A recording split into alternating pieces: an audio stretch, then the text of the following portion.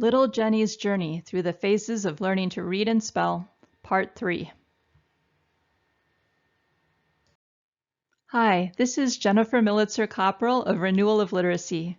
I'd like to continue telling you my story of my journey through the phases of learning to read and spell. It will help you understand the phases and how to teach all your students to read and spell. Let's review the phases of learning to read and spell. They are emergent phase, phonemic awareness phase, pattern phase, syllable phase, and Latin Greek phase. As you recall, little Jenny has just completed the phonemic awareness phase. She now has the phonemic awareness skills to segment a word. For example, mat equals at, and blend it back together. The sounds at are met. She knows a lot of sight words. She can kid write.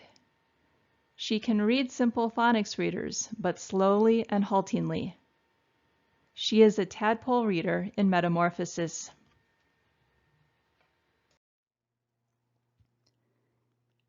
The third phase is the pattern phase. This is the phase where a small miracle happens. A tadpole becomes a frog who can leap into reading. One day, little Jenny's public school first grade teacher, Mrs. Steinacker, said something that initially mystified Jenny. When two vowels go walking, the first one does the talking. She held up the sight word, read.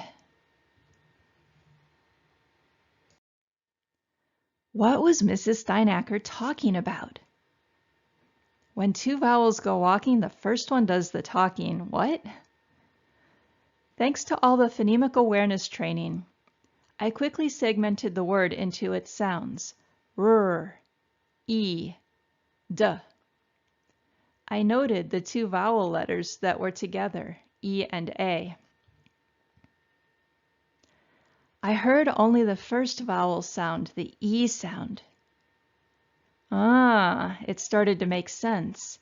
When two vowels go walking, the first one does the talking and it says its name. The other one is quiet. Mrs. Steinacker's ditty now made sense. From then on, Mrs. Steinacker introduced tons of phonics rules, and the words I could decode expanded enormously. When I went into public school second grade, the sight words, phonics, and reading group practice continued with Mrs. Harvey.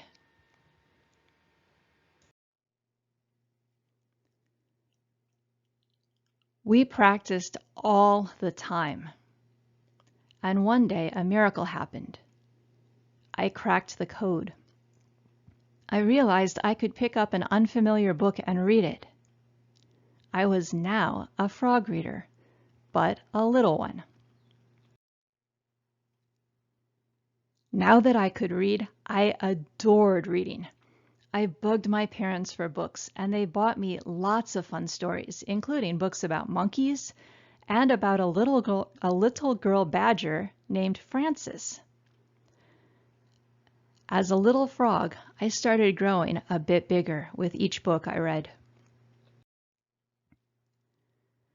I was so pleased with my ability to read, I got a little bit cocky.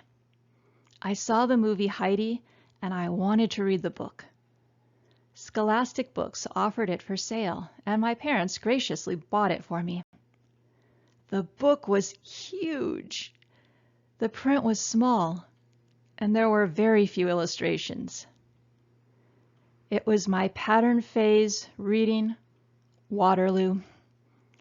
All I could manage was to sound out one paragraph in one sitting.